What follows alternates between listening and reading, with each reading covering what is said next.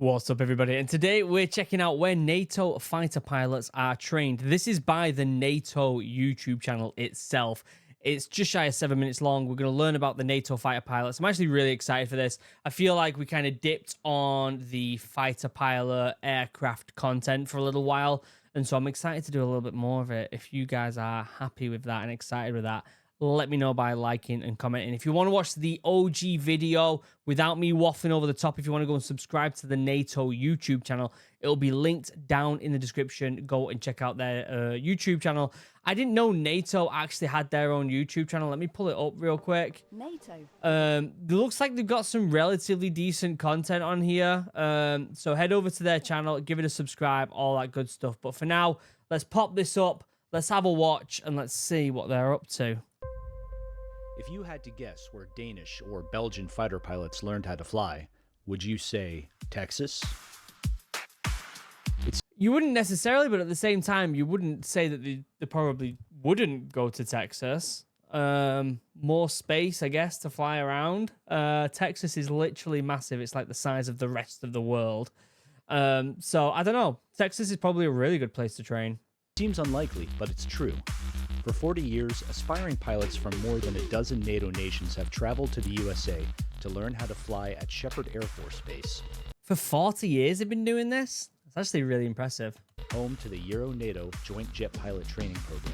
That's sick. We're looking for that drive, that determination. A lot of people naturally have that ingrained in them, and that's why they chose this profession. Okay. That's sick. Welcome to Texas. It's a long way from Europe. It If is. NATO student pilots are going to become fully fledged military aviators, they still have a long way to go. Texas is so big. I drove in the bus from Padre Island, which is literally like the very bottom of Texas, all the way up through Austin. We stayed in Austin for a bit, all the way up, going through, I don't know if you know this, but Texas, like the top of Texas is kind of straight, and then it's got like a weird, like little extra bit. We drove right all the way through up there. So we literally drove the whole way through Texas. What a state. Crazy how big it is. I wanted to become a pilot since I was a small boy. And when I joined the Air Force just after high school, I decided that going for the pilot path was my dream. Good on him.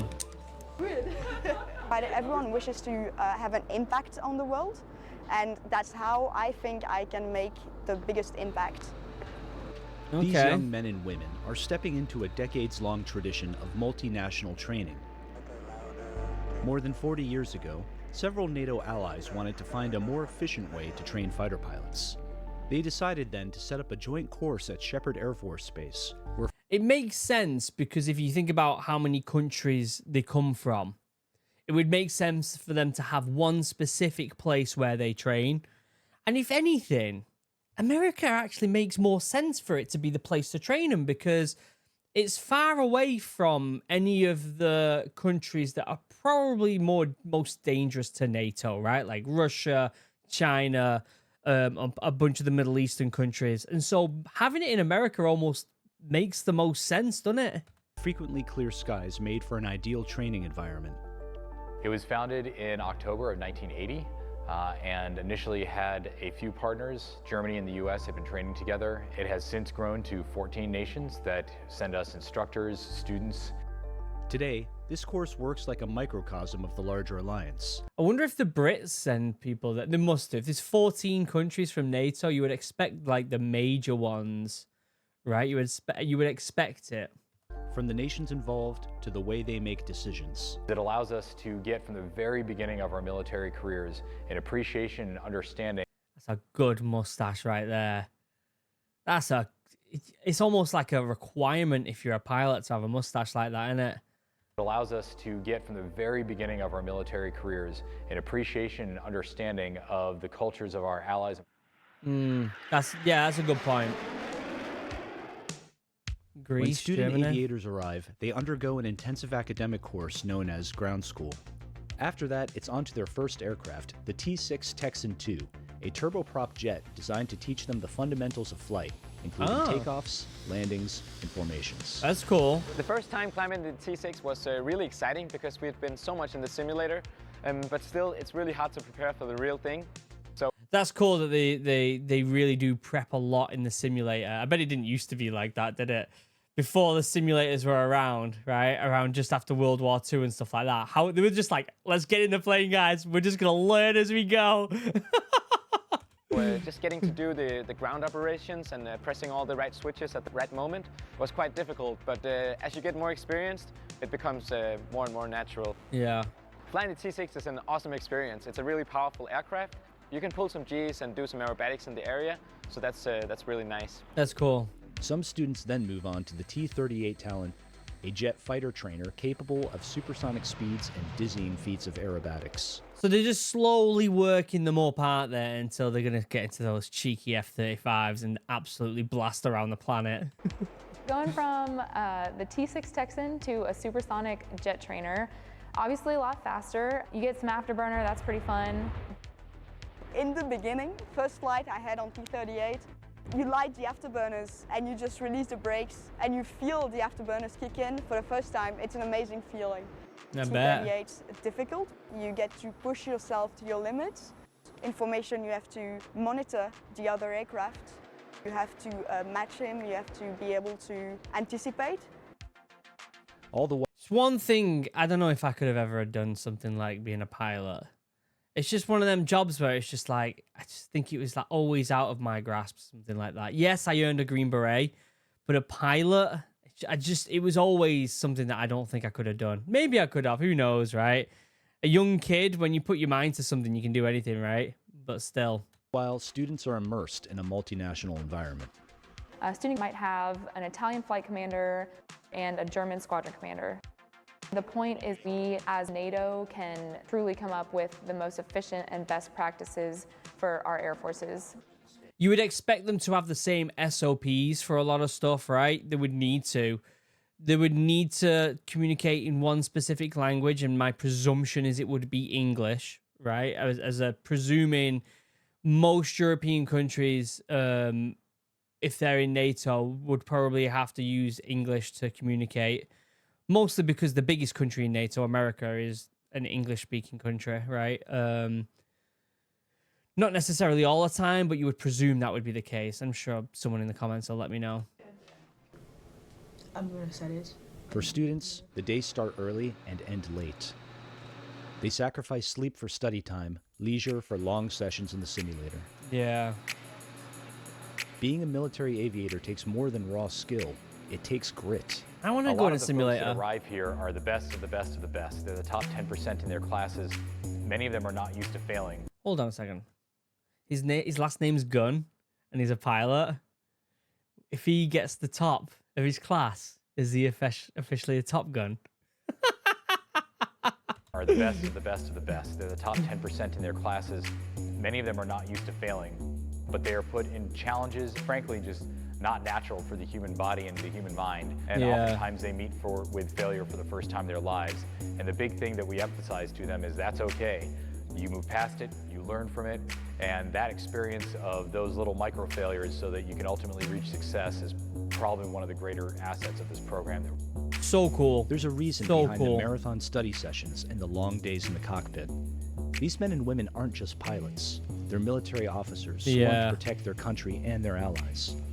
Should NATO need to defend itself, some of that responsibility will fall on their shoulders. The conflict that is going on right now in Ukraine has definitely changed the tenor. Yeah, it's almost as if there is this underlying reality that you could go to war at any moment, right? Like it could kick off at any moment. And so I get that training's always serious, right? You've always got to really take it serious. But there's almost, it's like when I was in training in the Royal Marines, we were training to go to Afghan. Like even in training, even though training's basic training, you're training to do everything. Everyone had this knowledge that you're probably, not everyone, but the majority of people are going to go to Afghan.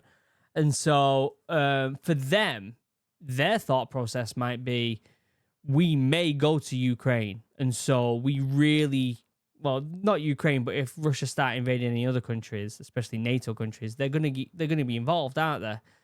And so there's this underlying seriousness of anything could happen at any moment. So we really need to take this, be the best possible versions of ourselves as possible. Definitely focus everyone's attention, make sure that they are on point and trying to do not just enough to get by, but to be the best they can in the event that sometime in the future they are called to serve the NATO alliance. When the students pass their final flights, there's only one thing left to do: figure out which aircraft they'll spend their careers flying. Whoa, that's pretty weird. Like, from here on out, this is the aircraft we're going to be flying for the rest of our lives, pretty much. They find out at a ceremony called drop night. F-35, that's sick. Usually it's a ton of emotions, a ton of excitement.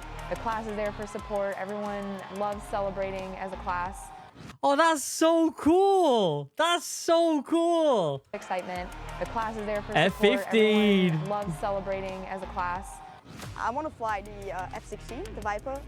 It's the only fighter aircraft we have in Belgium, but it's a good one. Hi, Jimmy, where are you going?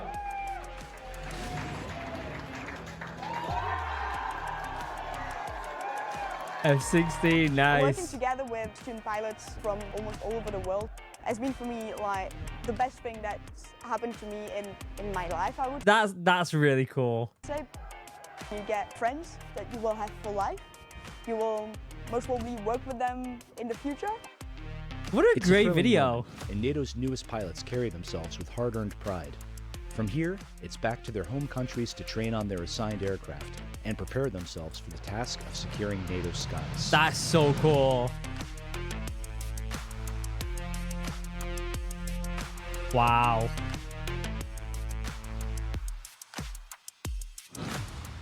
Nice. It's almost like a bit of a hype video, isn't it? Really good video by NATO. Well done. Like that at the end where they get to decide what they're gonna get. Called drop night.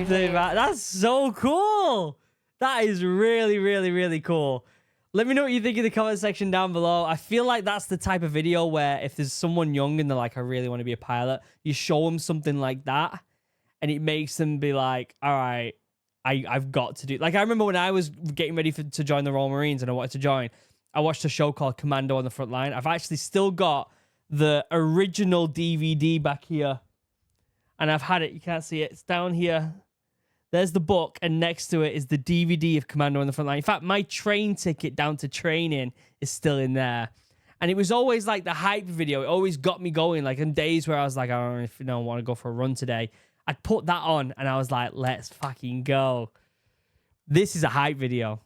I'll leave the link down below to the original video. Go check it out. That's brilliant, that is. Absolutely loved that. Thank you. Whoever it was who sent me that as a recommendation, thank you. Send me more stuff like that. Until next time, I love you all. Have a wonderful day. Goodbye.